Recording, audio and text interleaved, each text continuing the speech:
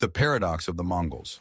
Imagine an empire so vast it stretched from the icy forests of Siberia to the tropical jungles of Vietnam, ruled by men who drank fermented mare's milk and slept in tents. An empire that burned cities to ash, yet built highways for ideas to travel faster than ever before. How did 100,000 nomadic warriors conquer half the known world? And why, 800 years later, do we still argue whether they were demons or visionaries? But how do you manage an empire spanning 24 million square kilometers, larger than the United States, Canada, and Mexico combined, without email, without telephones, without even writing in the early days?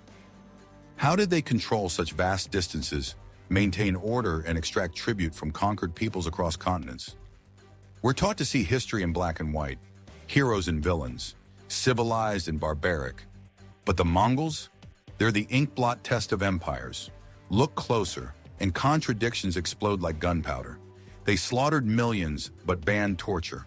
They erased cultures, yet protected every religion under their sky. They were illiterate nomads who created history's first international postal system. So let's ask the question that's haunted historians for centuries. Were the Mongols bloodthirsty barbarians or history's most misunderstood masterminds? In this video, we'll dissect their brutal conquests, uncover the secret genius behind their reign, and expose the shocking truth about why their empire collapsed almost as fast as it rose. We'll meet warriors who drank blood from skulls and diplomats who invented passports. But first, let's confront the greatest paradox of all. A man born with nothing, no army, no allies, not even a real name. A boy who crawled from the dirt to forge the largest contiguous empire in human history. A homeless outcast who became Genghis Khan. Part 1. The Rise of Genghis Khan. Outcast to Emperor. Forget the statues. Forget the legends carved in stone. To understand Genghis Khan, you have to strip away the centuries of myth and meet Temujin. This was his childhood name. Let's go back to his childhood and adolescence. Imagine a childhood forged in the crucible of the unforgiving steppe. At 9 years old, poison stole his father. A tribal chieftain vanished in a puff of treachery. At 10, his clan abandoned his family, leaving them to face the brutal Mongol winter, outcasts left to starve. Picture a boy scavenging for roots, hunted like a wolf, betrayal as his lullaby. By 20, Temujin was a slave, captured in a raid, forced into servitude, humiliation, hunger, fear. These were his tutors. But something hardened within him, a fire, a will that wouldn't break. He escaped, fought his way back, and started to gather the broken, the exiled, the ambitious around him. These weren't just warriors, they were survivors, forged in the same fires. And Temujin? He wasn't just a leader, he was their shared wound made flesh, their hunger for revenge given a voice. The Mongol tribes of the 12th century were a fractured mess, constantly warring, betraying, stealing from each other. Imagine trying to unite gangs of bikers, each more brutal than the last. Impossible? Temujin didn't just unite them, he forged them into a single unstoppable force. He wasn't born into power, he clawed his way to it inch by blood-soaked inch. Through sheer force of will, through cunning strategy, and yes, through ruthless brutality, he bent the steppe to his command. He didn't offer them riches or gold at first. He offered them something more potent, purpose. He abolished the old tribal hierarchies, the inherited blood feuds that had crippled them for generations. Suddenly, merit mattered more than birth. Loyalty outweighed lineage. Imagine a world where your skill with a bow meant more than your father's name. Revolutionary and terrifying to the old guard. And then there was the name, Genghis Khan. Not a birth name, but a title, taken when he finally united the tribes in 1206. Universal ruler. It wasn't just arrogance, it was a declaration. He wasn't just a tribal warlord anymore. He was building something bigger, something unprecedented. He began to codify laws, the Yasa, a set of rules that governed everything from military discipline to trade etiquette. He established a unified script, standardized weights and measures, and yes, he created the seeds of that postal system we mentioned. The yam, a network of relay riders that would bind his vast empire together. So was Temujin, now Genghis Khan, a butcher? Absolutely. His path to power was paved with blood and bone. He ordered massacres, crushed rebellions with unimaginable cruelty, and instilled terror as a weapon. But was he just a butcher? Or was he something else entirely? A ruthless pragmatist? A visionary leader who understood the brutal realities of his world and reshaped it in his image? Was he a warlord or history's first CEO of a continental empire? He built an empire on horseback, yes, but his real weapon wasn't just the Mongol bow or the thunder of hooves. It was something far more insidious, far more potent, something that could shatter armies and topple kingdoms before a single arrow was fired. Something psychological. But how did Genghis Khan weaponize the minds of his enemies? How did he turn fear into his most devastating weapon?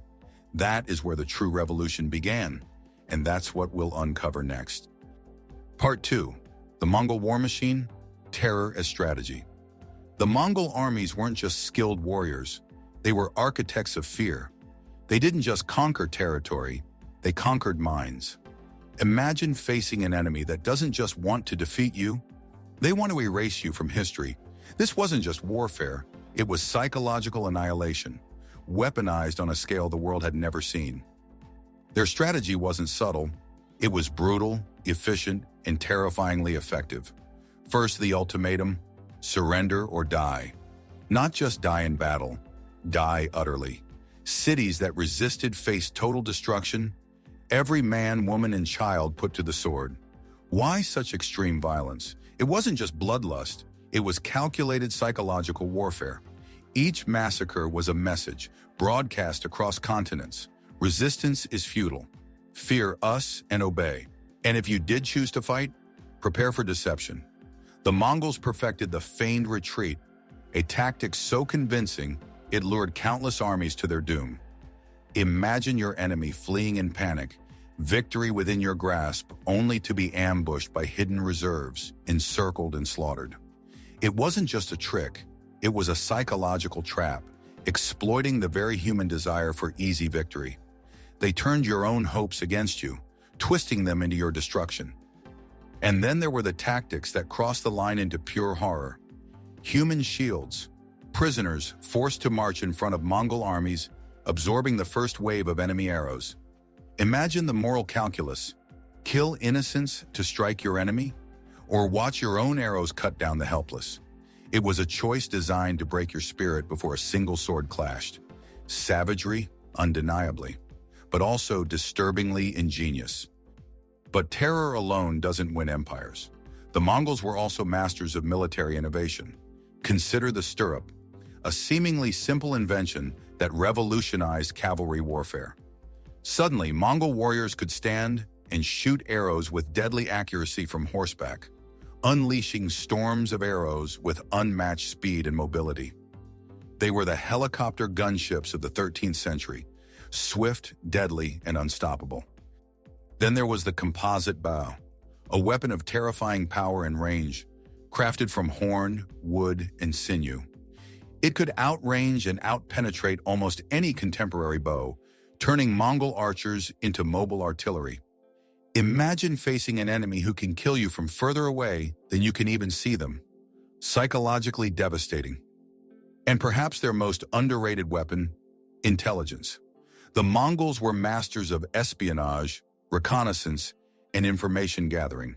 They sent spies ahead of their armies, mapped terrains, learned enemy weaknesses, and used that knowledge to devastating effect. They knew your strengths, your weaknesses, your supply lines, even your political intrigues before you even knew they were coming. Knowledge wasn't just power, it was their preemptive strike against your will to resist. Yet paradoxically, these architects of destruction were also builders. After leveling cities, they often rebuilt them, offering tax breaks to merchants, encouraging trade, and fostering economic recovery. Why burn cities to the ground only to rebuild them? Why inflict unimaginable suffering and then offer economic incentives? Was it hypocrisy, or was there a cold, calculated logic at play? Perhaps it's the ultimate Mongol paradox: brutal conquerors and pragmatic administrators. Terror as a tool of empire building, destruction as a path to stability? It defies easy categorization. It forces us to confront the uncomfortable reality that sometimes in history, order emerges from chaos, and empires are built on foundations of both blood and surprisingly sophisticated systems. But how do you manage an empire spanning 24 million square kilometers, larger than the United States, Canada, and Mexico combined, without email, without telephones, without even writing in the early days? How did they control such vast distances, maintain order, and extract tribute from conquered peoples across continents? Their answer might just redefine how you think about empires, and it certainly isn't what you expect. Part 3. The secret weapon, Mongol administration. Forget the flaming cities for a moment. Forget the mountains of skulls. Because here's the twist. The Mongols weren't just destroyers. Their true genius, their secret weapon wasn't terror. It was administration. Yes, those Mongols, the ones we picture as bloodthirsty hordes. Prepare to have your stereotypes overturned. Remember those skull pyramids we talked about? The symbols of ultimate brutality? Well, these same people banned torture. In their vast empire, extracting confessions through pain was officially outlawed. Think about that for a second. In 13th century Europe, torture was routine legal procedure, but the barbarian Mongols deemed it uncivilized. Paradox, irony, or a glimpse into a more complex reality? And it gets even more subversive. Religious freedom, not just tolerated, but actively protected. From Buddhists to Muslims, Christians to Taoists, Zoroastrians to, well, pretty much everyone. Genghis Khan himself declared religious tolerance a cornerstone of his empire. Imagine a world where emperors didn't dictate your faith, where mosques, churches, and temples could flourish side by side. Sounds almost utopian, doesn't it? Especially coming from conquerors who supposedly only knew how to pillage and burn. And who did they hire to run this sprawling, multi-ethnic empire? Mongols only? Nope. They actively recruited foreign bureaucrats, scholars, and administrators from conquered lands. Imagine the audacity, employing Persians to manage finances, Chinese to oversee infrastructure, even Europeans to advise on military technology. Meritocracy, not ethnicity, was the rule. Talent, wherever they found it, was harnessed. Barbarians, or brilliant talent scouts. But how did they actually govern this behemoth? Let's talk systems. First, the YAM, that postal system we mentioned. Imagine a medieval internet, powered by horses. Relay stations every few dozen miles, riders carrying messages, orders, and intelligence across continents at speeds unimaginable for the time. It wasn't just about speed, it was about control. The Khan in Karakoram could communicate with his generals in Persia in weeks, not months. Information flow was the lifeblood of their empire, and the yam was its veins. Then there was paper money. In an age of gold and silver, the Mongols embraced paper currency in China and beyond. Why? Practicality. Paper was lighter, easier to transport, and less susceptible to theft. It streamlined trade, stabilized economies, and facilitated taxation. Sounds remarkably modern, doesn't it? These barbarians were economic innovators, centuries ahead of many European kingdoms. And underpinning it all, meritocracy. Promotion based on skill, loyalty, and achievement, not birthright. Imagine the social mobility this unleashed. A common soldier could rise to become a general. A captured scribe could become a high-ranking official. This wasn't just efficient, it was inherently motivating. It tapped into human potential, regardless of social origin. A truly revolutionary concept for the era. So let's recap.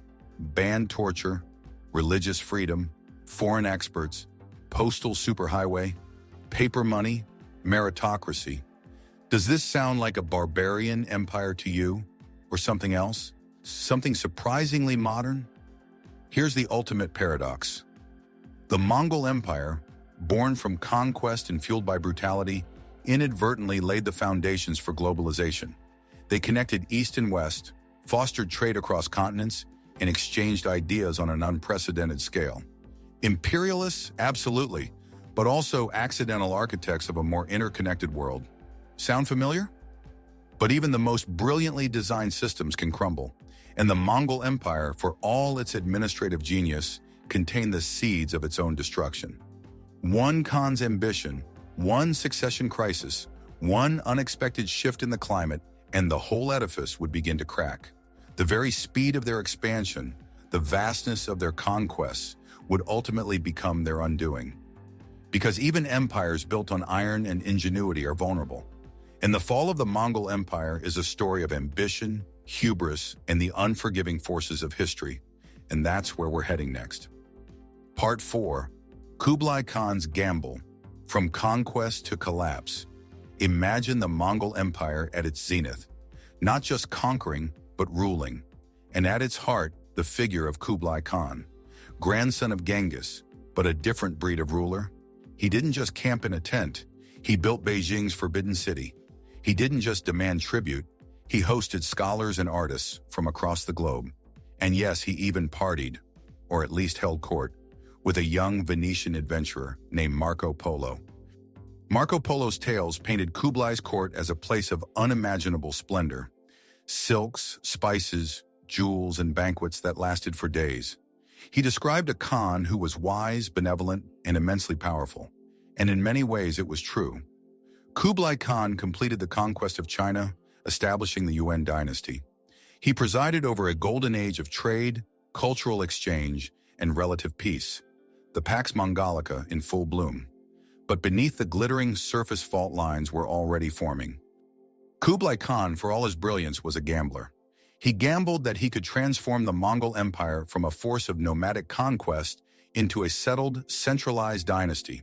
He embraced Chinese culture, adopted imperial rituals, and poured resources into grand projects. But these gambles came at a cost.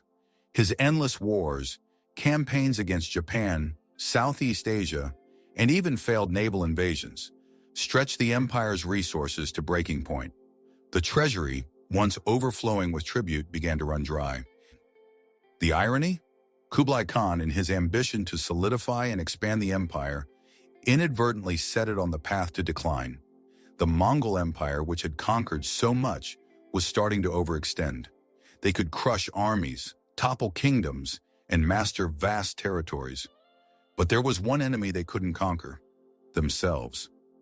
The seeds of internal strife, always present in such a vast and rapidly built empire, began to sprout.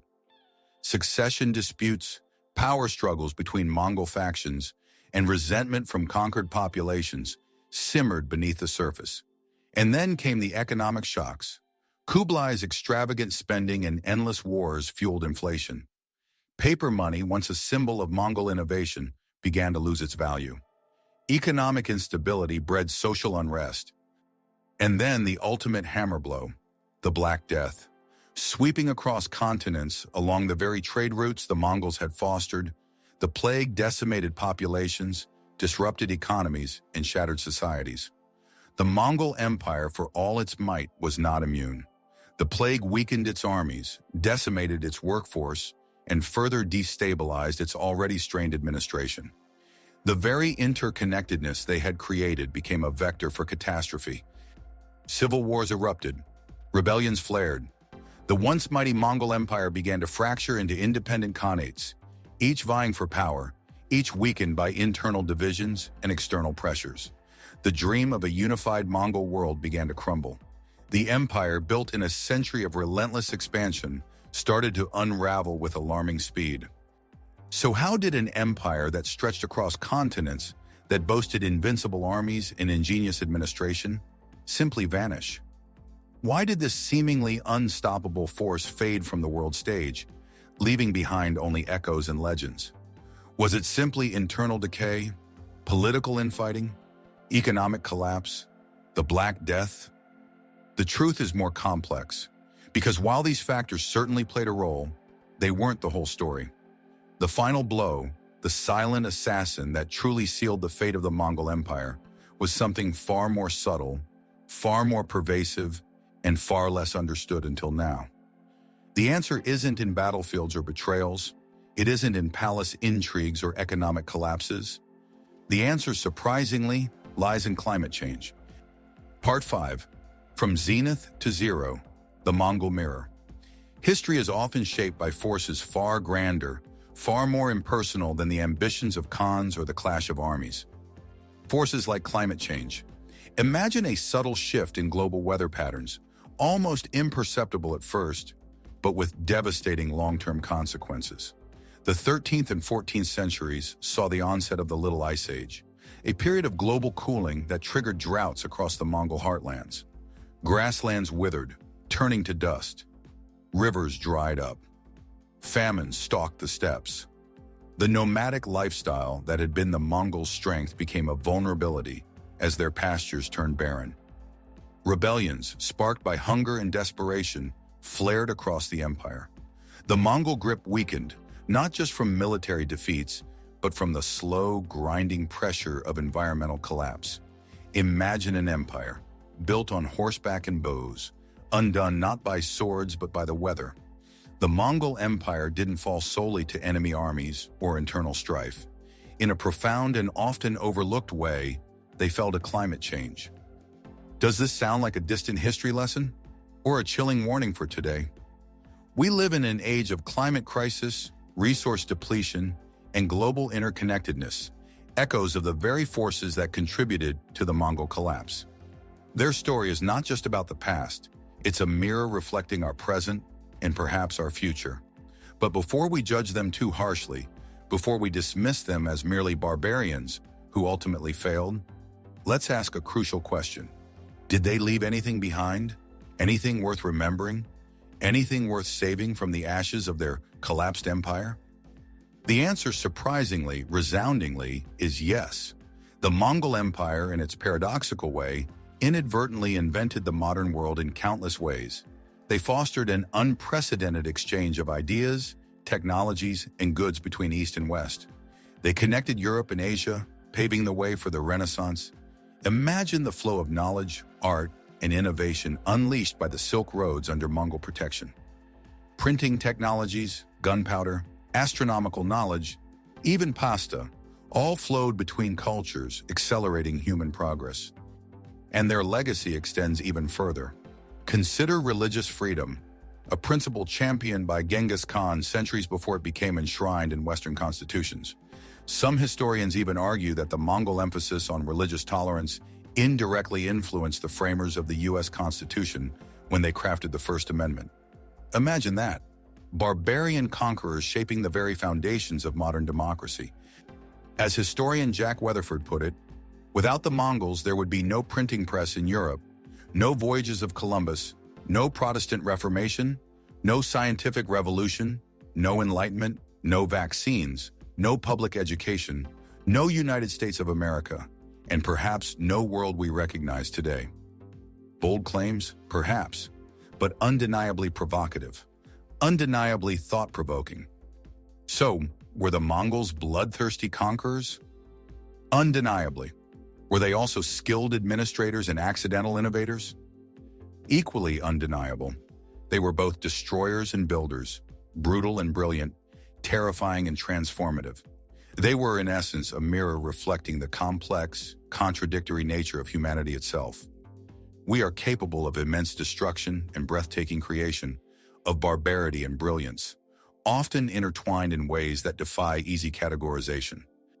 The Mongol Empire fell, as all empires eventually do, but their story endures not just as a tale of conquest and collapse, but as a profound lesson.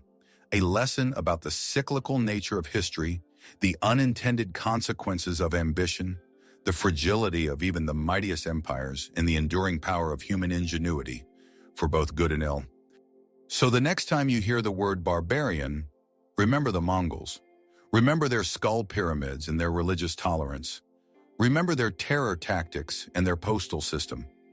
Remember their fall and their enduring legacy. Remember that history's monsters are rarely simple, and neither are we. Want to explore more twisted truths from the annals of history?